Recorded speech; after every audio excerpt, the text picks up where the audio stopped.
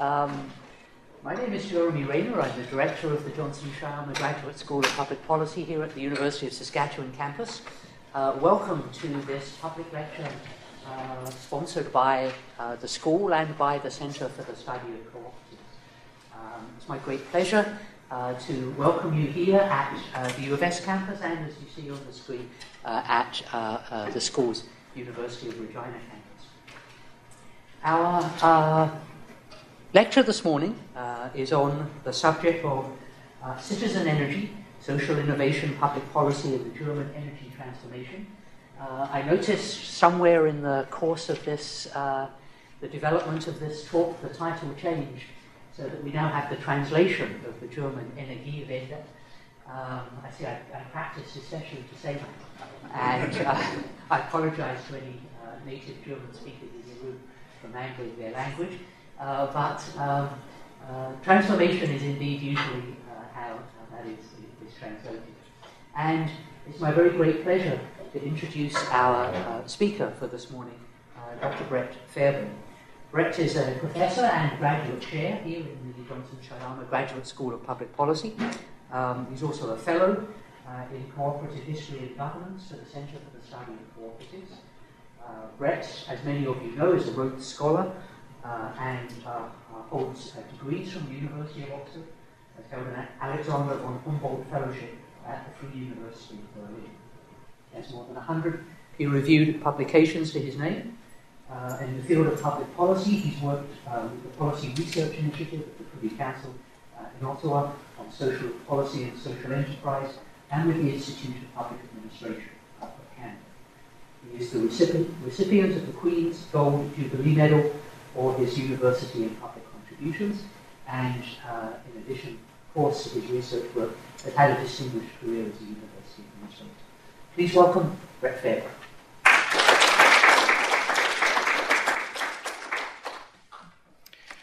Thank you very much, Jeremy, and welcome everyone. As Jeremy has said, my name is Brett Fairbairn. I have a collaborator for the research that I'm talking to you about this morning. That's Professor Markus Hanisch of the Humboldt University in Berlin. And what we're driven to do in this talk is really out of curiosity. Both of us are interested in cooperatives. I have to say neither one of us is a specialist in either in energy policy or in innovation. But out of an interest in cooperatives, we became curious about what was going on with cooperatives in Germany's energy transformation, and what can that teach us about the process of innovation. So that's kind of the theme of the talk. Yes, so I'd like to begin by acknowledging that I'm standing here on the territory of Treaty 6 and the homeland of the Métis. And it's relevant to consider that people have lived here for uncounted millennia in balance with climate and with environment. That's a thought that should inspire us as we consider the topic of today's workshop.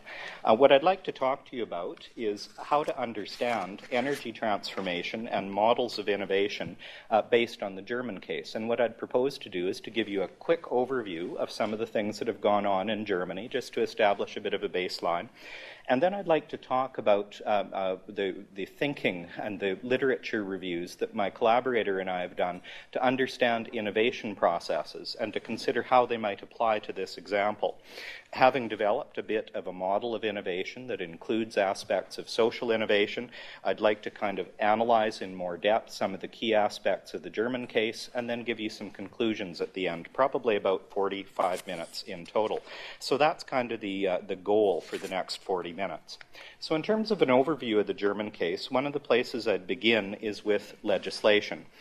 So the key piece of legislation that provided a framework for the energy transformation in Germany is an act of the federal parliament that's known as the EEG. I won't walk through all the German terminology, but it's on the overhead if you need to be able to look it up.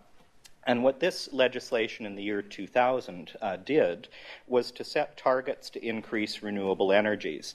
And in fact, the first target that was set was exceeded, and subsequent revisions to the legislation have set higher targets.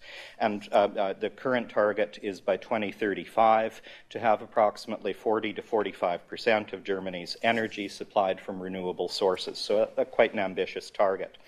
Since the law was passed, the actual share of energy from renewable sources in Germany has increased pretty much each and every year. The legislation required electricity distributors to accept connections from producers of renewable energy, and it specified that there would be premium prices paid for fixed periods of time for those energy sources.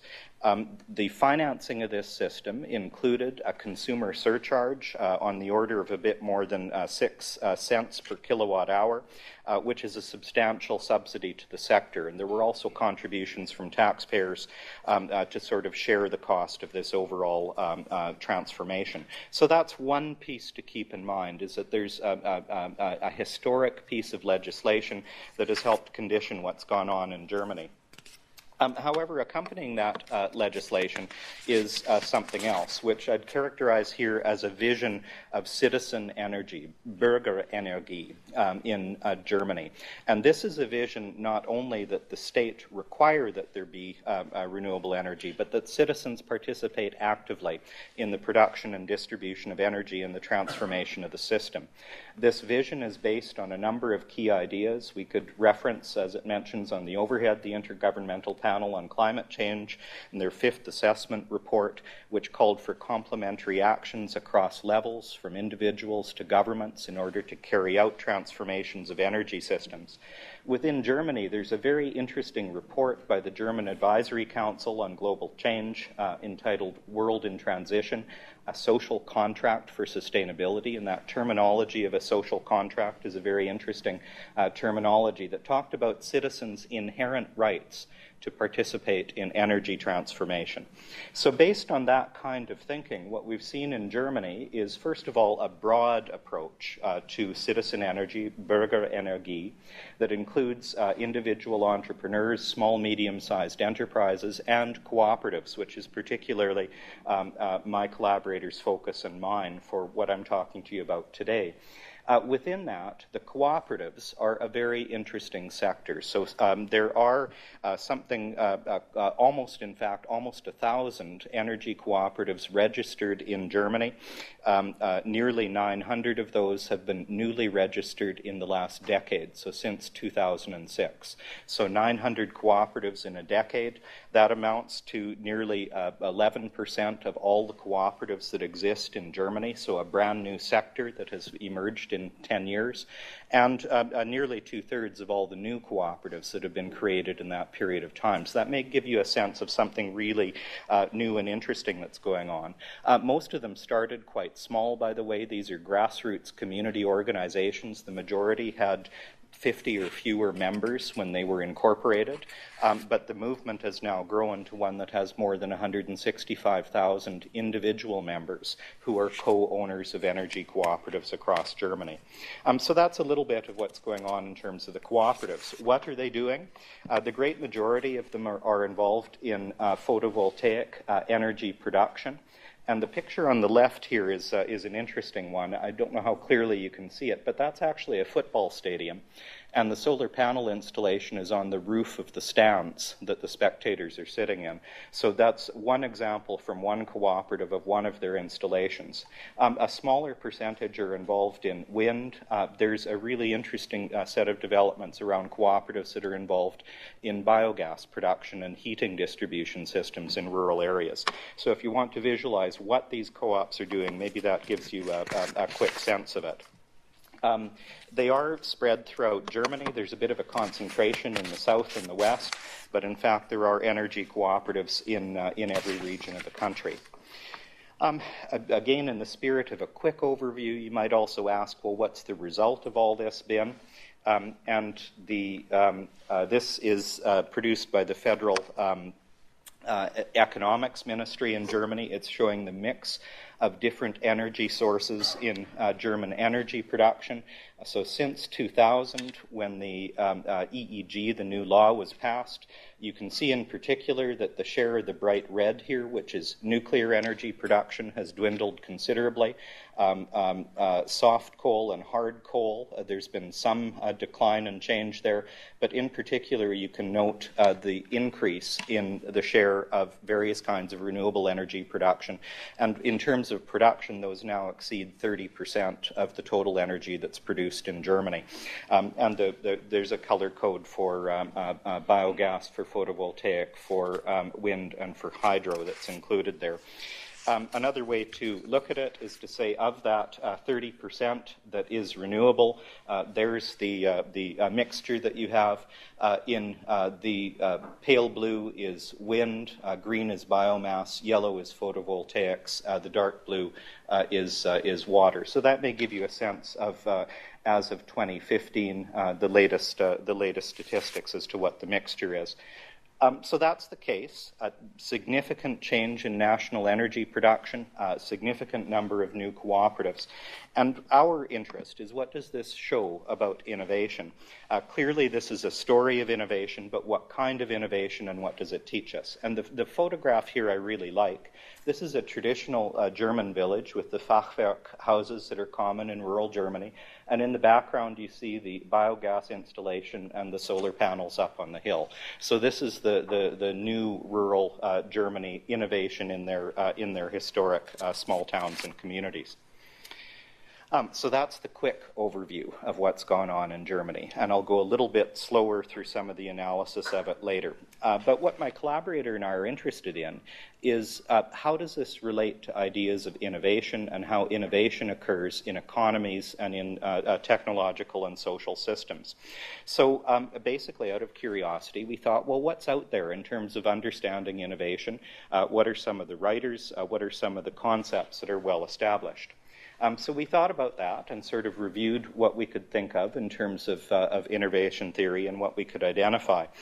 And I think one of the places I'd begin is with an observation that Frankelius made in 2009, that most of the theories of innovation that were developed in the course of the 20th century focused on technological innovations and the ways in which those innovations were propelled forward by economics. So that certainly has been a focal point in a lot of the literature. So in that vein, one of the places to begin is with Schumpeter and his view of innovation as he developed it in the early to mid 20th century. And Schumpeter highlighted the role of the entrepreneur as someone who introduced an innovation.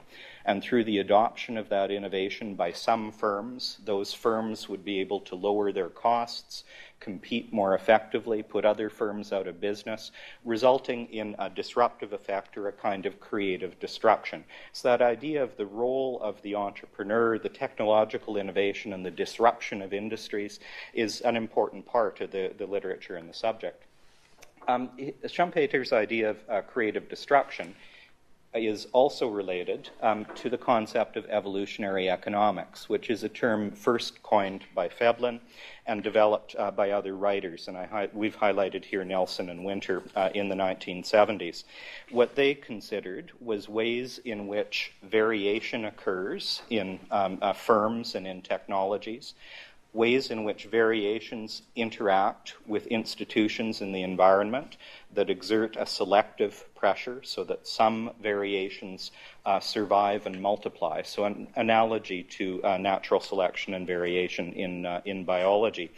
And when Nelson and Winter thought about where these innovations come from, so very much reflecting the thinking of the 1970s, what they thought about is big organizations, governments, research labs, universities. That's what kind of produces these ideas. They get out into the economy, and then there's this selective process. There were also some writers who were interested in what impulses actually cause actors to consider innovations in the first place. And in this regard, I think we highlighted the work of Rutan and Hayami, who talked about how scarcities in factors of production would induce innovation in systems and would cause people to look for ways to address disparities in factor prices. So that inducement of innovation theory is also out there. Other writers looked at the other end of the process when we think about how things diffuse. The French sociologist Gabriel Tarde was one of the first to observe that innovations follow a characteristic logistic curve in how they spread, and that idea was later developed by Everett Rogers, who attributed it to the propensity of different segments of the population to adopt innovations. So you had Rogers' model of a distribution of people from early adopters to laggards, and that producing this characteristic logistic curve, the light-colored curve on the graph. So that's, we found a number of other things, but those are some highlights, I suppose, of what kind of is out there in terms of innovation theory up to that point in time. And I think an observation certainly for our case is that this model is incomplete in a variety of ways, and some of the writers in that period observed that as well. But in particular, when we think about this German case, these models of innovation that are based on entrepreneurs, on economically driven innovations, on things that reduce costs and increase the likelihood of certain firms surviving, none of this seems to explain very well what we see in a case like the German energy transformation. As one group of writers said, what we need if we want to understand things like the energy transformation in Germany is much more a synthesis of technological and social change. So that's then where my collaborator and I turned in looking for additional models, additional ideas to make this model more complete and more applicable. We identified a number of candidates, social innovation, cognitive models, user innovation, which are things I want to say a word more about. Social innovation is a large topic all on its own, and it would be interesting to have an entire presentation just on this subject. Very briefly, the term social innovation probably was first used by Peter Drucker in the 1980s, and he was attempting to draw attention to the fact that most theories of innovation up until that time had been focused on technology and economics. And he was saying there's something else going on. Innovations aren't always technological. In fact, some of the most important aspects of innovations may be social. So he said social innovation. In the last 15 years in particular, there have been a lot more thinkers and writers working on the topic of social innovation, and they've produced a variety of perspectives. So one that's influential was the Stanford Business School Center for Social Innovation, which came up with this view at the top, defining social innovation as a novel solution to a social problem that is more effective, efficient, sustainable, or just than present solutions, and for which the value created accrues primarily to society as a whole. So a social innovation is a new practice, let's say, a new way of doing things. And what makes it a social innovation is that it spreads and is beneficial to society as a whole. So an important point that's embedded in that is that, like the concept of technological innovation, the assumption here is that innovation is always good. You don't use the word innovation unless the outcome is beneficial. So that's part of how the discourse works here. So a social innovation is something where the benefit accrues primarily to society as a whole when a new practice is adopted.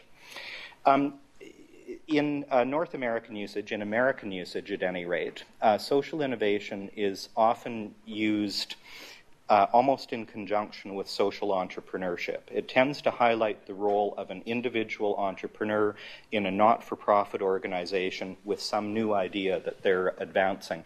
So kind of like the old technological innovation model, kind of like that Schumpeterian view. In European usage, there's a much greater emphasis on the collective aspects of social innovation. So I wanted to highlight that here because it's especially relevant to our case. So the European Commission, based on a number of reviews on advice from academic councils, has adopted a definition that social innovation is new ideas that simultaneously meet social needs and trigger new social relationships or collaborations. So not just that there's a benefit to society, but there's a chain change in social relations. And other writers have taken that further. You see the definitions here. New rules for the social game of collaboration and conflict. That's an interesting way to think about social innovation. And finally, I particularly like the last definition here, new social practices created from collective, intentional, and goal-oriented actions aimed at prompting social change. So if you're thinking, what's a social innovation? A new practice that has the effect of benefiting society and changing social relations, but in line with this last definition here, that is intended from the outset to have the effect of changing social relations. So you can think about a variety of things if you want to imagine examples. People will commonly talk about the introduction of microfinance as an example of social innovation, the introduction and spread of supported employment, of fair trade. So you can think about new practices, new ideas that change social relations and are intended to do so. So that's what social innovation is about. And in reviewing the literature on this subject, we actually found that those approaches to social innovation that emphasize institutionalist thinking, what are the institutions in society, how are they influenced, affected by social innovation, how do they condition it, are particularly relevant. And we have in Canada a group of scholars based mainly in Montreal who have developed their ideas around this. They're associated with the Centre for Research on Innovation and Social Economy at the University of Quebec in Montreal. It's called CRIS after the French acronym. And we found their approaches to this are especially useful. So that's a digest on the subject of social innovation, and happy to go into that more in the question period if people are interested. So given all that, let's return to our conceptual model of innovation here. So if we start to fold in the ideas of social innovation, Marie Bouchard has made the point that an important agent of social innovation over the last 200 years has been the social economy, cooperatives and community-based enterprises. And that often in the social economy, the entrepreneurship that occurs is a collective or group entrepreneurship rather than individual. So one change when we start to include social innovation in the picture is that we think about civil society groups and collectivities as agents, as the entrepreneurs, if you like, but as the actors who are driving innovation. It's also the case that, of course, we're not necessarily talking about technology. We're talking about social changes, changes in behaviors that spread, and they spread with different constraints and different drivers. It's not all about economics when you start to include social innovation. Cognitive elements. When we think about what impulse causes these groups to conduct, to implement a social innovation, it doesn't seem likely that it's things like factor-price relations that we see in the economic theory. So based on thinking about the German example, what my collaborator and I have been considering is that we might think about ideas of cognitive dissonance. So thinking of Festinger, classic writer on the subject in the 1950s. So cognitive dissonance arises when there's a conflict in a person, within a person, in their thinking, between values that are at odds with each other, or a conflict between their values and their experiences of their actions and their participation in society. And as you'll see, we think this is actually a pretty good fit to describe what motivates the people who have created these energy cooperatives and who have driven the energy transformation forward in Germany, is a cognitive dissonance between the values they hold, the kind of society they want to live in, and their personal experience of their role in the energy system. If you accept that framework, then the outcome of an innovation process, if you act on dissonance, what people act to do is to reduce or eliminate the dissonance, and the outcome then is something like a cognitive harmony, where values or one's experiences are brought more into accord with each other. And what will drive this then will be values, will be knowledge, might be risk awareness, but certainly much more than prices. So that's the cognitive piece that we're looking at including in the model. When we think about the diffusion part, it's also very interesting to think in relation to a case like energy cooperatives about diffusion not being a passive process where people simply choose to adopt an innovation or not. So in Rogers's model, that's pretty much all it is, that people either accept the innovation, they're an early adopter, or they drag their feet and they're a laggard. But there is some additional thinking that's been done by Erich von Hippel, who talked about the concept of user innovation and the ways in which innovations, once they get out there, start to be changed and adapted by the people who adopt them. So it's a much more active, much more participatory, more iterative kind of process. So we're thinking about how that might involve feedback loops within the process, where the innovation changes as more people get involved, and it isn't just the original actor, the entrepreneur in the Schumpeterian model, who defines the innovation, but there's a whole community of people participating in defining it and shaping it. So as you'll see, that is especially relevant to the German case. So that's a dense, I apologize for that, that's a dense overview of some ideas about innovation that we've surveyed and some of the ways in which we see a concept of innovation might be laid out that helps explain examples like the German one. And so, in fact, it's so dense it's frozen the equipment. There we go. So given all that, what about the energy cooperatives? So let's think about the energy cooperatives and think about their story within the categories that we've defined as part of this model. So first of all, what is the impulse behind the energy cooperatives, behind the actors who have taken action to cause this particular change to occur? We have a number of clues, and again I'd go back to this WBGU, the German Advisory Council report, which laid out a really interesting framework in a lengthy document. This is a report that's a couple of 100 pages long, and they have a really big discussion in it about values. So the WBGU, advising the German government, called for a worldwide remodeling of economy and society towards sustainability. And they conceptualized what's required for sustainability as a great transformation. And that phrase, great transformation, they reference, they cite Karl Polanyi and his work on the introduction of the industrial economy in the 19th century as a great transformation. They also cite as this, they see this as an emergent process. They also cite what they see as a gap between attitudes and behaviors.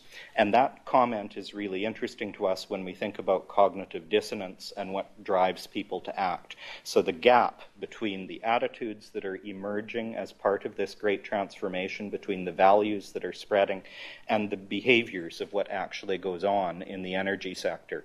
So that's a very suggestive comment. This report is especially interesting because it came out in March of 2011. And of course, something else happened in March of 2011 that had an enormous impact on public perceptions of energy in Germany. And that was the Fukushima disaster in Japan. So the WBGU report was almost all written by the time Fukushima happened, and the report in that way, the thinking in this report was independent, but clearly when it hit kind of public consciousness in Germany, Fukushima was a big deal. So as part of this process, the decision by the German population, by policymakers, by citizens, their active involvement to reshape the economy kind of paralleled being in favor of renewable energy and this growing drive to disinvest from nuclear energy. So in Germany, that's a huge part of the story. When we think about values, when we think about cognitive dissonance, that desire that crystallized in Germany over this period of time to exit from nuclear energy becomes an important part of the story. So when we think about the values motivation at the very broad level, you can see in the public discourse in Germany how that evolved between 2000 and the present. If we now turn to look at who actually were the actors who did things to cause these citizen energy enterprises, these cooperatives, to be created, a lot of our material here is based on a number of surveys that have been done by the German Cooperative Federation, the DGRV, and a number of other studies that have been done by researchers in Berlin, which have really asked the leaders of these cooperatives, have interviewed them, surveyed them, and analyzed their responses. And what we find is that the managers and the chairs in these cooperatives are strongly values-driven in their motivations. So when they're asked, why do you engage in this? Why is renewable energy important? Why do you commit to it? Their number one answer is, we need to promote renewable energy for the good of Germany and the world. Their number two answer is, we need to promote the creation of value in regions within Germany. So I want to come back to that in a minute. There's a really important regional dimension to what's going on here. There's a variety of other answers which were really quite distant from those two. So some of them said they sought to receive dividends from investing in these new technologies. Some of them said that they sought to reduce the costs of energy, but those things were way down on the list. So it's really clear that the people driving these projects are driven strongly by these values concepts. Some of the research also suggests that the leaders in these cooperatives are more strongly driven by values than their members are. So that's an important thing to keep in mind and an interesting dynamic. So the people who are causing it to happen, they're doing it to change the world, to change Germany and more. The members may be quite interested in that dividend. So that's an interesting dynamic to consider as we go. So that's a little bit about the impulse that causes people to take action. So who are the people who take action? What do we know about them? So again, thinking about these cooperatives, what we know is that the vast majority of the members are private citizens. So individual people with some qualifications, but people like you and me. Interestingly, though, and this is significant out of proportion to the numbers, some of the members of these cooperatives are also institutional or business members. So about 3% of the members are businesses or banks. Many of those are cooperative banks, financial cooperatives. 3% of the members are farmers, and actually the biogas installations are driven by farmers in many cases. 2% of the members are public entities, municipal governments, boards and agencies, and things of that kind. So although there's this, 160,000 individuals who've put up their money, bought their shares, joined these cooperatives, these institutional members regionally play a significant role. What we know about the individual members, you can see on the overhead. So they're disproportionately men, they're disproportionately middle-aged, disproportionately well-educated, disproportionately people with high incomes. So these are people with resources to commit to a cause, right? But maybe the most interesting thing is that 80% of them are active in other civil economy organizations, other civil society organizations. So these are people who are networked. They're people who know organizations, who know people, who are active in organizations. So this is that social economy dimension and that more networked, more group phenomenon becoming evident. It's also really interesting that the patterns of what organizations they're active in differ immensely from one region to another. So you can't say that, it's the members of Association X in all regions of Germany who've gone out to help form these cooperatives. It's different associations in every place. But what's in common is that the people who do this are networked and are active in civil society. So that's a little bit of what we know about who the actors are, and it relates a bit to that social innovation idea. What kind of invention is going on here? Maybe just to highlight, and this is a critical part of the story, there is some implementation of new technology going on here. So part of this story is about technology. However, it's also a new structure of industry, going from concentrated power production, where 4 companies produce most of the power in Germany, to a decentralized structure of the industry where many, many more players are involved and on smaller and more regional basis. It's also a new governance and new roles for people in society. So it used to be in Germany, this is 15 years ago, that to be a power producer meant that you were a big company. But now consumers are also producers, and we sort of have that blending of roles and that dual roles going on with a new governance that individual people who never were part of the power production or distribution system before are now members. They attend annual meetings, they elect people to boards, they sit on boards. So there's a new governance here as well. It's also new to have enterprises in this sector that have mixed objectives, as these ones do. So there are dividends from these cooperatives. There's an economic role to what they do. But clearly, when people join them, when they pay a premium for their power or when they accept a lower rate of return on their investment than they might get from the stock market, part of the return they're getting is a values-based return. It's a satisfaction. So you have enterprises that are delivering economic returns, new technology, but also satisfaction and values and a sense of achievement. And of course, new forms of incorporation. I want to say a word in a moment about that. It isn't incorporating cooperatives for energy is a brand new idea, and in fact, these aren't typical cooperatives. So now if you step back and say which of these changes was foreseen in advance by those who drafted the legislation, really the EEG, the Renewable Energy Law, only specified the first of these. Everything else is what has emerged and developed as the process has unfolded through the engagement of civil society and the things that people have done and found ways to do as they implemented this new model. It's interesting to think about costs and conflicts that are involved in this process. So just think about the economics for a moment. The average individual member of these cooperatives is putting in about 3,700 euros in investment. And in general, what they're getting back is nearly 4% in dividends on that investment. So you can think of this as being like a social share, that it gives a financial return as well as a social return to the individual members who join the co-ops. On average, the co-ops have raised about 2.2 million euros per co-op. The member capital in the system is over 400 million euros.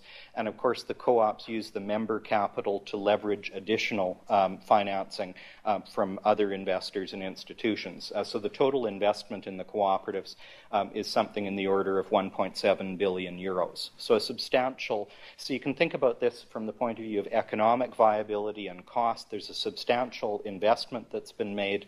Members are getting returns. That's making sense to them because of the combination of financial and values-based returns. But while the economics have not proven to be a barrier to the development of the cooperatives, what has proven to be a barrier is politics, or small p politics, if I can say that. If you think back to that Schumpeterian idea that the spread of new things causes disruptions, and add to it the idea that disruptions cause pushbacks. So that's what's been going on in Germany in the last 2 years. So there's two areas of tension in this kind of policy. One is over the sharing of costs and the perception that whether households are paying their fair share or are paying too much compared to the taxpayer and compared to industry.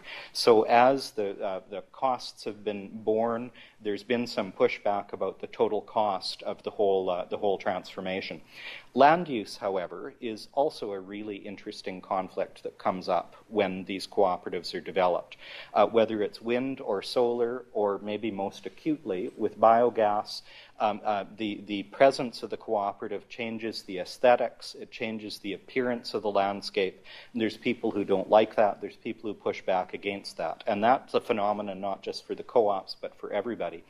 But as a result of pushback around a variety of features, the EEG, the enabling law here, the framework, has been revised in 2014 and 2016 in ways that are actually disadvantageous to further cooperatives being formed.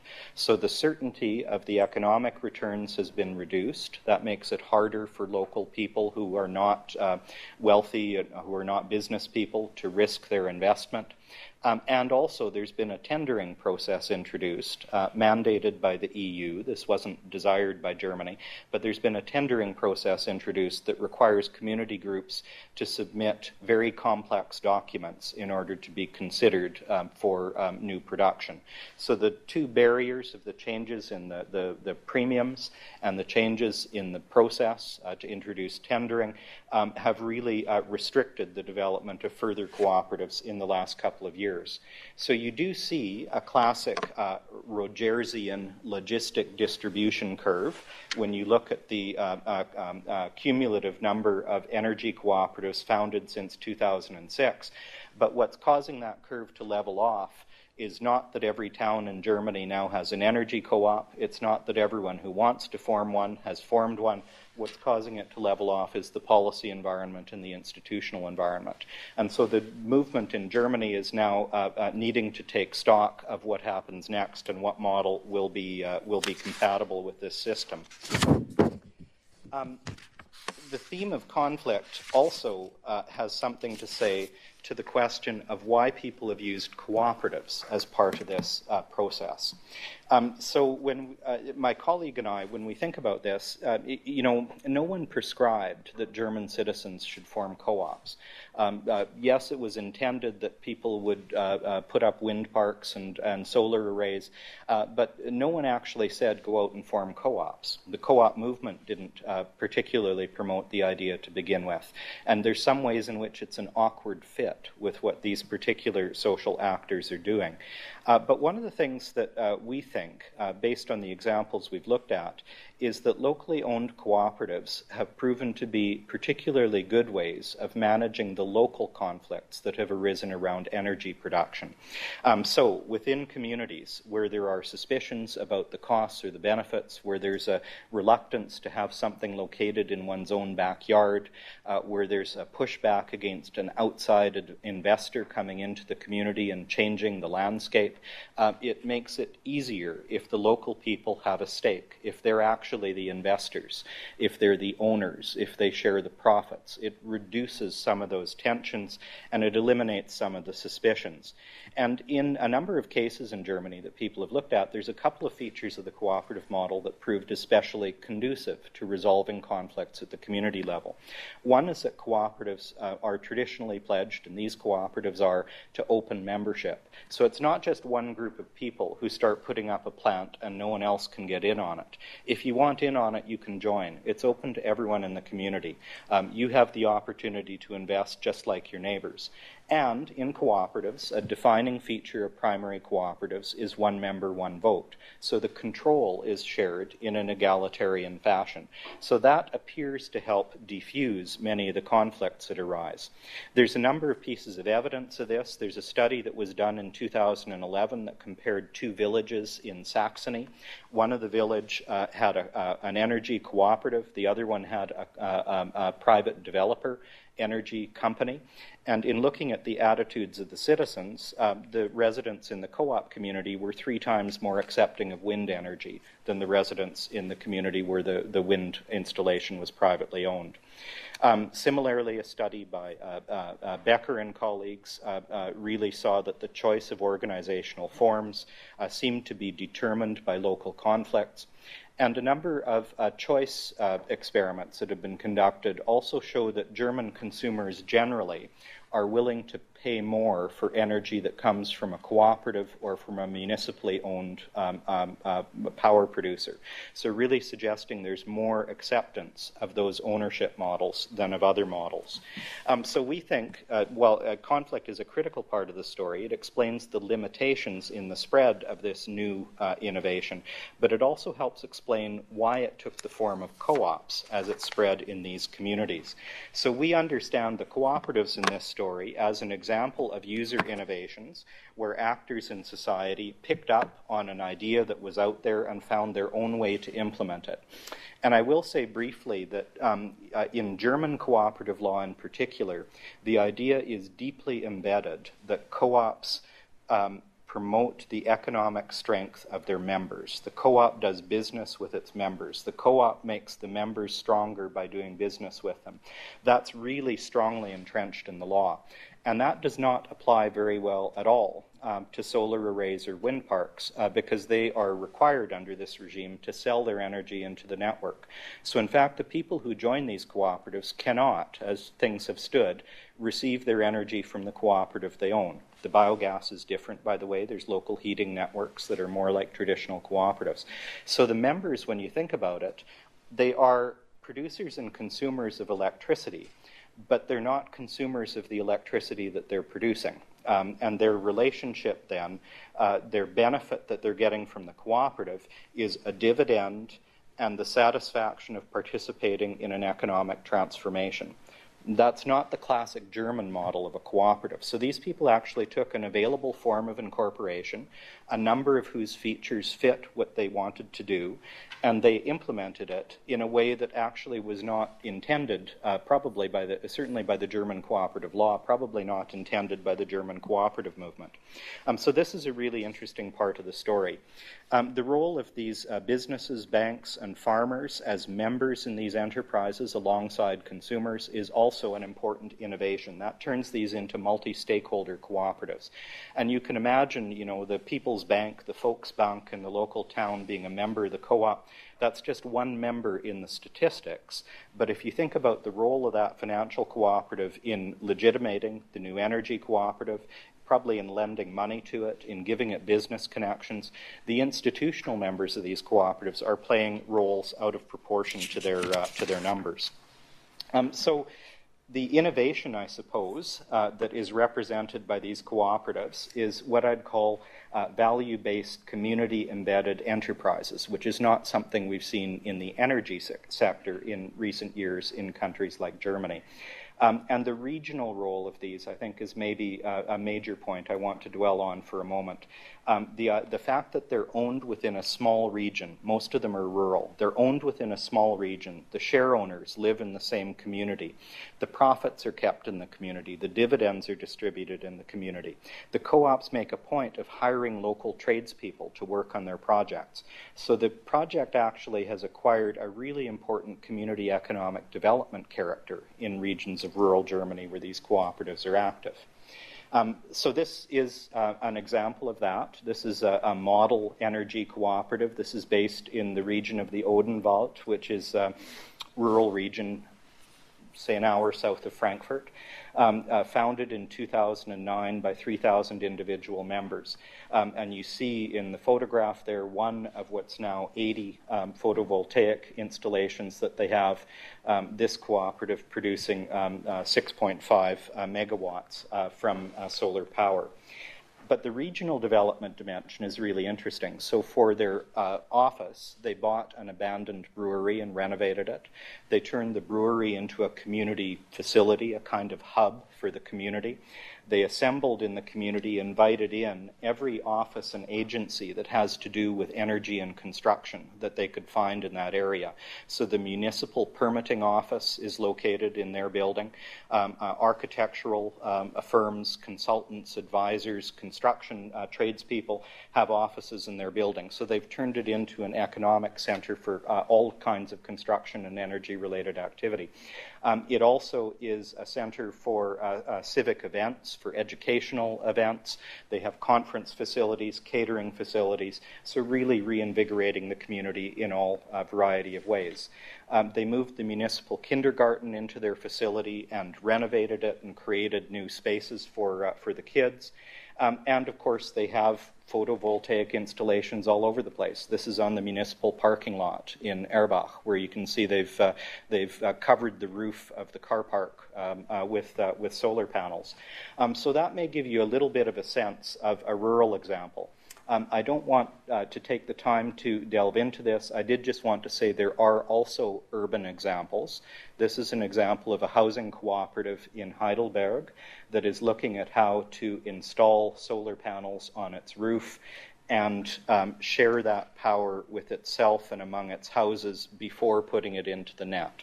So they're actually trying to figure out a system, and they have regulatory issues to address of how to directly consume their own power and not simply sell into the net. So there are urban examples as well. So in terms of coming to a conclusion here, I would say that in developing the model that we have of what innovation looks like when you synthesize technological and social innovation, we find that's really helpful for understanding this example.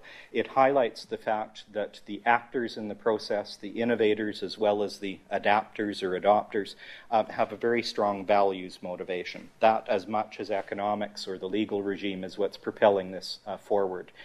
We see the role of civil society actors, of people who are networked in organizations at the local level, the importance of conflicts and how they're resolved, innovations by users, and innovations in governance. It is also a good opportunity to reflect on what Canada could learn from this, and I'll maybe just skip to that. So we do also revise our model to build in conflict and some iterative features. But let me just reflect a bit. So what could Canada learn from looking at the German example? So first of all, a transformation of this kind, certainly the German case, is driven strongly by values. So that attention to values, what values motivate the actors, what things are valued by the population that participates, that accepts, that pays, are critical features of the story. The law by itself, the premiums by themselves, the actions of entrepreneurs, the technology by itself does not animate this story. It's with the ingredient of values added in that the whole thing is propelled forward. Similarly, of course, the institutional environment matters. Federal legal framework and regulatory issues, even international regulatory issues, but also the local institutional environment that surrounds each and every one of these cooperatives. And I would observe that that role of values and of institutions in this story also makes it unlikely that another country like Canada could simply copy what Germany has done and implement it here. It would have to be tailored to our own values and our own institutions. But we can see the dynamics in the German case, and it might be an interesting point for the discussion period, what might a Canadian equivalent look like. It's clear that this scale of transformation in a case like Germany's is not driven by business alone, not by legislation alone, also not by civil society alone. It's the coordinated approach across all of those that's produced the result we see in Germany. This is a synthesis of technological and social innovation. There are different practices, different concepts, different behaviors at the local level in villages throughout Germany that sustain this transformation. We need to allow for a user innovation, that should read, and for local dynamics in rolling out these systems, not think of them as cookie cutters, and to expect conflict and plan for how to manage it. So those might be a few high-level takeaways, and I'm sure there are others that will occur to many of you in the audience in Regina and in Saskatoon. So that was the end of what I prepared. Thank you. Would be delighted to hear questions and reactions.